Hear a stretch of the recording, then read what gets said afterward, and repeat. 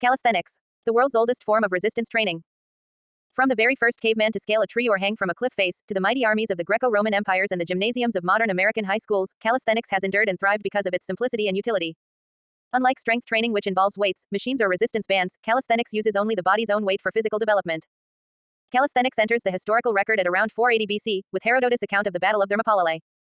Herodotus reported that, prior to the battle, the god king Xerxes sent a scout party to spy on his Spartan enemies.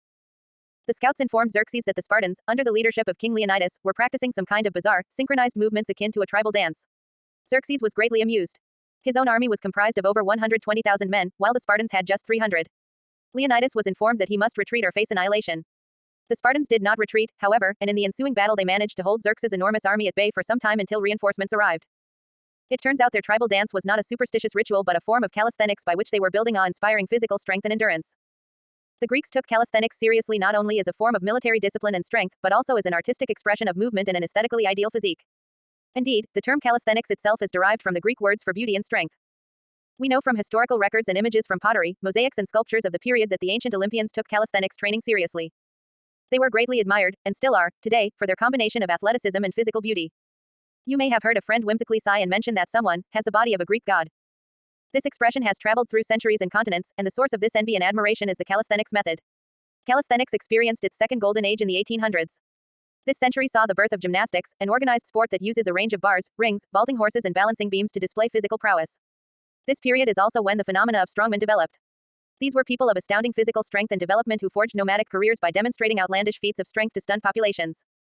Most of these men trained using hand balancing and horizontal bars, as modern weight machines had not yet been invented. In the 1950s, Angelo Siciliano, who went by the stage name Charles Atlas, was crowned the world's most perfectly developed man. Atlas's own approach stemmed from traditional calisthenics, and through a series of mail-order comic books he taught these methods to hundreds of thousands of children and young adults through the 1960s and 1970s. But Atlas was the last of a dying breed. The tides were turning, fitness methods were drifting away from calisthenics, and no widely regarded proponent of the method would ever succeed him. In the 1960s and 1970s, calisthenics and the goal of functional strength combined with physical beauty was replaced by an emphasis on huge muscles at any cost. This became the sport of bodybuilding. Although bodybuilding's pioneers were drawn from the calisthenics tradition, the sole goal soon became an increase in muscle size. Bodybuilding icons, people such as Arnold Schwarzenegger and Sergio Oliva, were called mass monsters because of their imposing physiques. Physical development of this nature was only attainable through the use of anabolic steroids, synthetic hormones which boosted muscle development while harming overall health. These bodybuilders also relied on free weights and machines, which allowed them to target and bloat the size of individual muscles rather than develop a naturally proportioned body. Calisthenics, with its emphasis on physical beauty and a balance in proportions, had little to offer the mass monsters. In this, bigger is better, climate, calisthenics was relegated to groups perceived to be vulnerable, such as women, people recuperating from injuries, and school students. Although some of the strongest and most physically developed human beings ever to have lived acquired their abilities through the use of sophisticated calisthenics, a great deal of this knowledge was discarded and the method was reduced to nothing more than an easily accessible and readily available activity. Those who mastered the rudimentary skills of calisthenics could expect to graduate to weight training rather than advanced calisthenics.